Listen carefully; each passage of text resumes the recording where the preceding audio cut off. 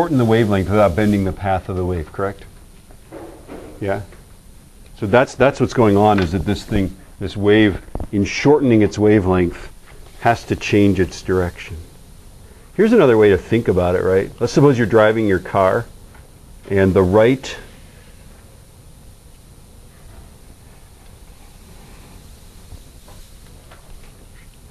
wheel goes off the road into the tall grass. Yeah? You drift off onto the shoulder and your right wheel hits the tall grass. Which way is the car going to tend to turn? If the right side slows down and the left side keeps going? I turn right. Aren't you going to turn right? Yeah, I did this once. I was driving on the freeway and I was in the left lane, as luck would have it, driving down the freeway, and my tire blew out on the left side. If it had blown out on the right side, I would have executed a right turn and lane changed into somebody. As it was, my car did a neat left turn right into the median, which was grassy, and just sort of I skidded to a halt, and there I was in the middle of I changed my tire and I got back on the freeway. Yeah? Yeah? So sound waves and light waves are different, because I thought... Yeah, but that sound also will refract. No, in fact, I thought it was like the larger, the longer the wavelength, the slower it was. No, the longer the wavelength, the faster. If the frequency stays the same, then when the cars speed up, they're farther apart. When they slow down, they're closer together. Well, frequency, if you talk about frequency, right, the lower frequency is a bigger wavelength. Higher frequency is a smaller wavelength. But they're different things, right? Okay, so this is a beam of laser light. It comes in. When the wavelength changes, the wave has to change direction, okay? Has anybody ever driven a tractor? Have you driven a tractor with steering brakes? Okay, tractors, there's two ways to steer a tractor. There's a steering wheel, and the steering wheel works if the tractor's not under load. If you are pulling a cultivator, if you're plowing, right, if the thing is under load, you can turn that wheel side and that tractor will just go straight. This is a scary thing, okay? The real steering is this. What you do is there's two steering brakes, and I think they're on the right side, I can't remember, okay? And you press down. If you want to turn right, you crank down on the right turning brake, and that stops the right tire of the tractor. Here's the tractor tires, right? Here are the front tires, right? Okay? You stop this one, and this tire drives across, and the tractor will pivot like that. You can turn a tractor and just make this thing, the front wheels just slide across the ground. You can pivot it on that like that. This is the same way bobcats, those little bobcats, those little zero turning radius front loaders, yeah? Okay, those things are the same way that you steer with brakes. You stop the right tread, right? You can even reverse the right tread and make the left tread go forward, and the thing spins around on its own axis, right? So if you stop one side of something, doesn't it turn that way? That's the notion, yeah? Okay, so that's what's going on with refraction, is that you're slowing down the right side of it, so it has to turn right. Yeah? Does that make sense intuitively, that it has to turn into the water, right, when it does that? Now here's the famous story. A friend of mine inherited a early 1960s Chevrolet pickup truck, and we were going to make it all pretty, take all the dents out of it. It had lived on a farm, right? I think we cleared animals out of the where the dashboard was supposed to be. There were animals living there. We had to build a new dashboard for this thing. We had no speedometer, right? We tried to pull the dents, but they made them out of such thick metal that the dent pullers were breaking. So we just decided dents were beautiful. Right? And the problem with this pickup truck was that animals had been living in the brake cylinder that operated the right side of the truck. In those days, okay, let's say here's the truck, right? Here are the wheels. In those days, there was a cylinder, and this is the front of the truck, right? There was a brake cylinder that operated the right side, a brake cylinder that operated the left side. All cars have this. There's two separate brake systems, right? And that way, if one fails, you've got a brake. The other one probably won't fail at the same time, correct?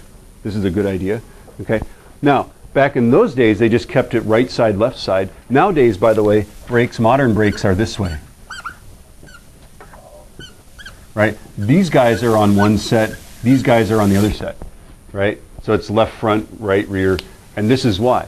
Because what happens right now if our brakes fail on the right side and you slam on the brakes? Your car turns left, doesn't it? Yeah. If the left side stops and the right side keeps going, right, you're going to turn left if the right side has failed, right? And so his brakes, we didn't even, they were, I mean, there was like pitted with rust. There was no way without buying a whole nother set of cylinders, right, for this truck, which was fairly obscure. There was no way to get the right side working. So we just knew that we had to, when we slowed down in the truck, you had to kind of turn the steering wheel to the right to counteract the natural turning of the truck, right? Okay, so, got a picture of this, right? Okay, we are driving down First Avenue, Cedar Rapids, Iowa. Picture Capitol or Pacific Highway. Okay, picturing Pacific Highway. 2 lanes in both directions, refuge lane in the middle. Yeah, picturing this, right? And it's, you know, it's 35 miles an hour. It's where everybody cruised, right? We were not cruising, we were just driving. And it's one of those things, guys don't tell other guys how to drive. We just don't. You know, if the other guy's driving badly, we're just like, oh, we should, but we don't, right? And so there we are, and we're heading toward this red light, and Danny's talking to me. We're like, blah, blah, blah, blah, right? And I'm like, does he see that red light? Well, of course he does, you know. You know, and he doesn't slow down, and we get closer to the red light, and I'm like, I wonder if he sees that red light, you know. And when we got about 20 feet away from the red light at 35, I don't know what it was like that, right?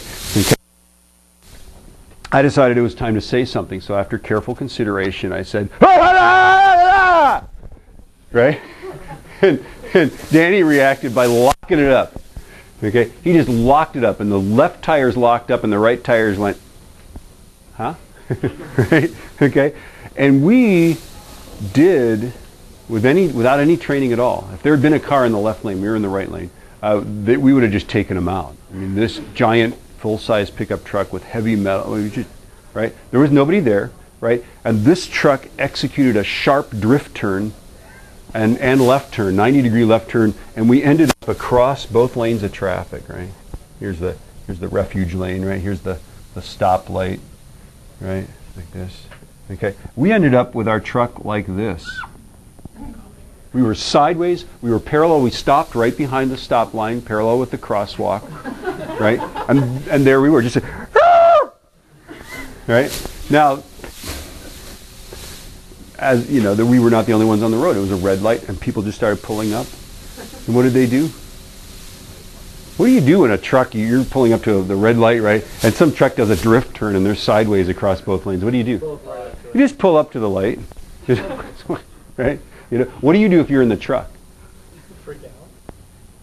You just go, hey, we're idiots, or do you just kind of sit there like, you know, yeah, we're just driving our truck. I'm just driving my truck. Yeah, yeah, we just kind of pretended like that's what we do all the time.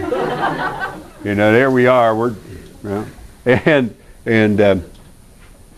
and then the light changed, and it is a testament to drivers in Cedar Rapids, Iowa. There's no way that traffic in both directions could have carried on like normal, because we were facing left. We had to execute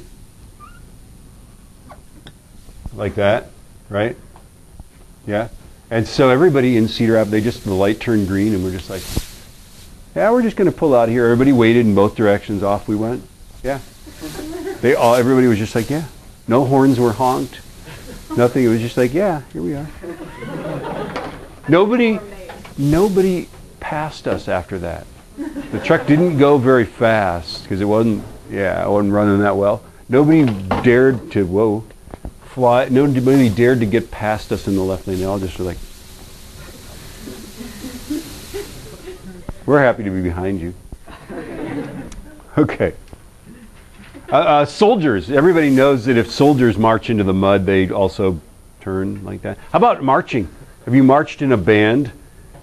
What do you have to do to go around a corner? Well, there's lots of fancy ways to go around the corner, but the simplest way is to keep the rows straight, yeah? And that means that the outside has to go faster and the inside slower, right? You just watch them, they stay in step and they spin around like that, right? Okay? So if you slow down one side and speed up the other side, it turns that way, right? Okay. Ocean waves, I don't know if you've noticed this, but ocean waves tend to come straight on shore, don't they? When if out to sea, the waves are actually going maybe parallel to the shore, they'll still come straight on short.